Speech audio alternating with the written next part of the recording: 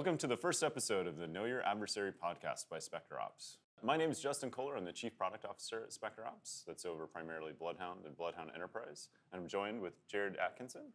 I'm the Chief Technology Officer here at SpecterOps, primarily in charge of research and development. So kind of expanding the graph, building new tradecraft for new platforms, and trying to make BloodHound more comprehensive.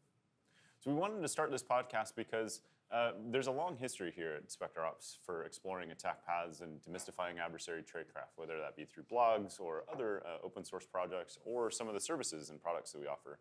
And we kind of wanted to start from the beginning, explain why now, and then we have some focus that we want to put on a new state of the attack path management report where we've explored a bunch of different spaces within attack path management, how to operationalize it as a practice, and some kind of new tradecraft that we're seeing emerge in the field. Yeah, maybe we could start with a little bit of history about BloodHound, where that came from, this idea of what is attack path management, what are attack paths? Yeah. Going back almost 10 years now, Andy Robbins, Will Schroeder, and Rohan Vazirkar, some of the co-founders of SpecterOps, created this project, this open source project called BloodHound. The origin of that is they were all red teamers, and they found themselves in a predicament during a red team against a conglomerate-based customer, right? And so it was a customer that had many different domains, many computers. We're talking hundreds of thousands of computers. And kind of before BloodHound, there used to be kind of this exercise where you collect a bunch of data, throw it into an Excel spreadsheet, and then you would have to kind of use pivot tables and really cross-reference that data, and it became very difficult once you started to get to these gigantic scales of these Fortune 100 type organizations. And in Excel, you're just trying to track, like, I have access to this thing, and I'm trying to go here, and it's kind of a guesswork, right? Yeah, maybe it's worthwhile for us to start talking about kind of what the typical attacker approach would be. So imagine that I'm an attacker, and we're kind of using this assume breach mentality, right? So attackers would leverage some sort of client-side exploit, right? So that would be something like phishing, maybe some sort of drive-by download, maybe some sort of like password harvester of some sort, and they would get initial access. One of the problems that attackers have is that initial access is relatively arbitrary, right? So yeah. I send a phishing email to 100 different users within an organization, and I'm hoping that somebody clicks, but I don't have control over who's going to click. I have control over who I send the email to,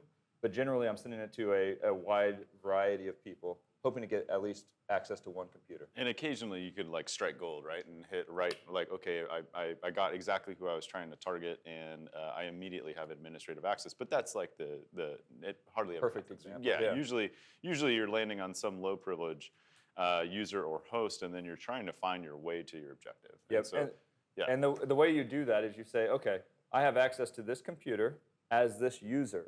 And so then you have kind of two identities that you're interacting with, right? So the user identity and the computer identity. Yeah. And then you start to ask questions like, given the identities that I currently control, what resources on the network do I have access to?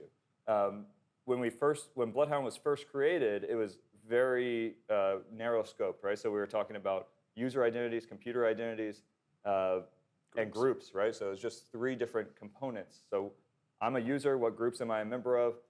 What computers do those groups afford me access to, right? Which ones do I have admin access to? When this was an Excel spreadsheet, or even before the Excel spreadsheet, you would kind of do a guess and check exercise, which is, I'm user A, I have access to computers X, Y, and Z, right? And so then I'm going to pick one of those arbitrarily.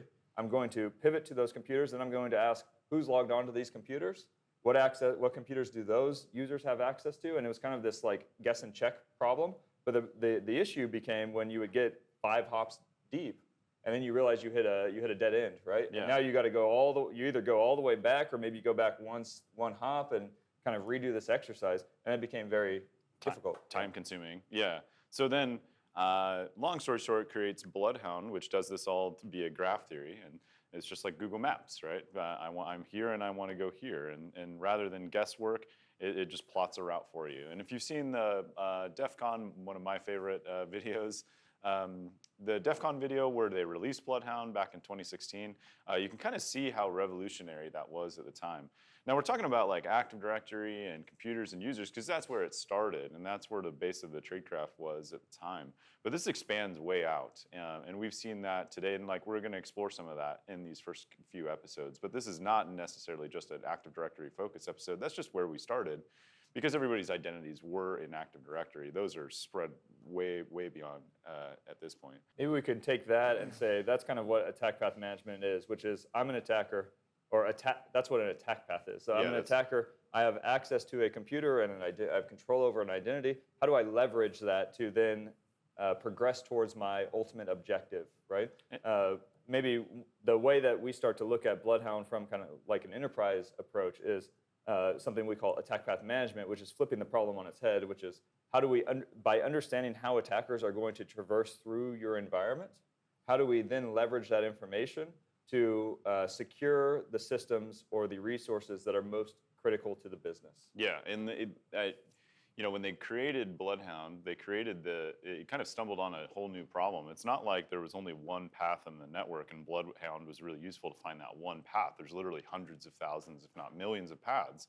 So then it was a different problem. It's like, well, how can we fix all of these, right? Like attack paths are ways that you pivot from one identity to another resource to another identity to another resource, and then eventually take over the environment.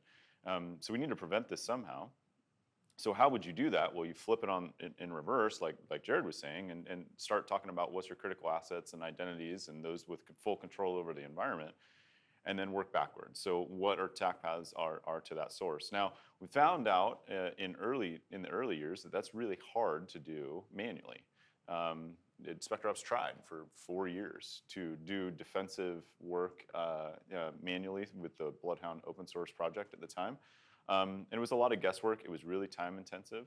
But there was a need. There was a need to shut these down at scale and to find specific ways or choke points where we could do that, like fix one and drop many.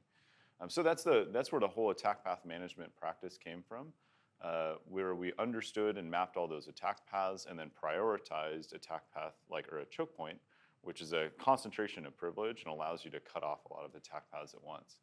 So that was the practice that it came out around 2021, and then we released BloodHound Enterprise, but the two are distinct. BloodHound Enterprise is our tool to do it, but there are other products in the space. So the practice is attack path management, as we described, because there was really nothing here. It's not Active Directory security because it goes beyond that. It's not Azure, it's not Microsoft. I mean, any identity provider will have this problem. So the practice as a whole is something that we want to really make sure is understood. People are differing levels of maturity on understanding the problem and how would they tackle it. And so that's kind of part of the purpose of this. Yeah, and so one of the things that we're going to really focus on over the first few episodes is the State of Attack Path Management report. So SpecterOps recently put together a report that's delving into attack path management as a problem. We're going to explore, from a red teamer's perspective, we're going to explore some of the attack path management theory. We're going to explore how different trends that we're seeing amongst customers to see how they can leverage tools like BloodHound or attack path management as a practice to really understand and make their environment more difficult for attackers to attack, right? We're going to dig into all these different topics with a bunch of different experts throughout SpecterOps who have different experience and perspectives on the problem set and where they're going to go from there. So thank you for joining us for this first episode of the Know Your Adversary podcast. We're excited to get started and explore the space with all of you.